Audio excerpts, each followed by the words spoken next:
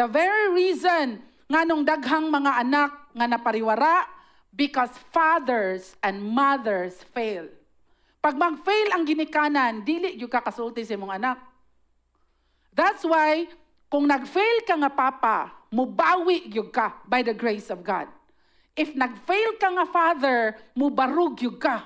I-prove nimo sa imong kaugalingon na nagrepent ka, and then nag-remorse ka, and then tarungon nimo imong kinabuhi. So that, na siya reverse. The biblical point of view, yun, in Genesis to Revelation, is that we serve a God who is our Redeemer. Our Redeemer lives. Jesus is alive. Bisag unsa pa kabati imong past, pwede na ma-reverse igsoon. Because He redeems. Naagi paglaom. Bisan pag unsa kabati imong past, even kami mothers, tungod kay diha sa cross tanang tunglo maputol. And your children will live a very blessed life. Mo nang ingon ang Bible, no, if you serve God today, Joshua said, as for me and my house, we will serve the Lord. Because the moment you do that, maputol tanang tunglo igsoon, and your children will reap a good harvest. Dili na nila anihon ang imong gibuhat sa una. As fathers, importante kay nga ikaw may mutudlo sa imong anak sa ilang identity. Kinsa siya. If dili mo barug ang papa, the family fails.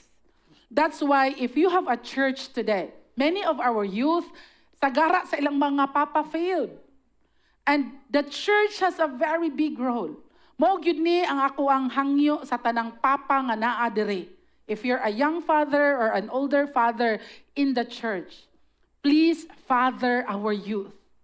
Please father them. Be close to, kung lalaki ka no nga papa, be close to a lalaki nga youth, and not too close sa babae nga youth. Not too close, but be a father. Kana bitang, day, pagtarog eskwela ha, mao ni giingon sa word of God. Ana, no? So, like, para bahala guba ang ilang pamilya sa ilang balay. Pag-abot sa simbahan, kabalo sila, naa sila'y papa diri sa simbahan. Fathers needed to stand up and teach their children their identity. Ikaw anak ka Ginoo. Dili ka anak og yawa.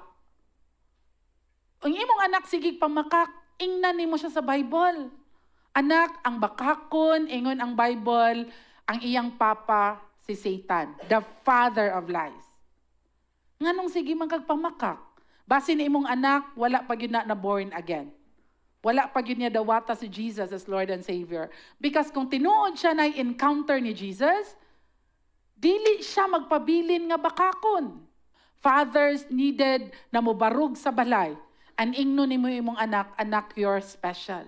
Anak, I value you. Anak, I love you. Kung papa ka karon and wala pa ka nakaingon sa imong anak og I love you, anak, learn it.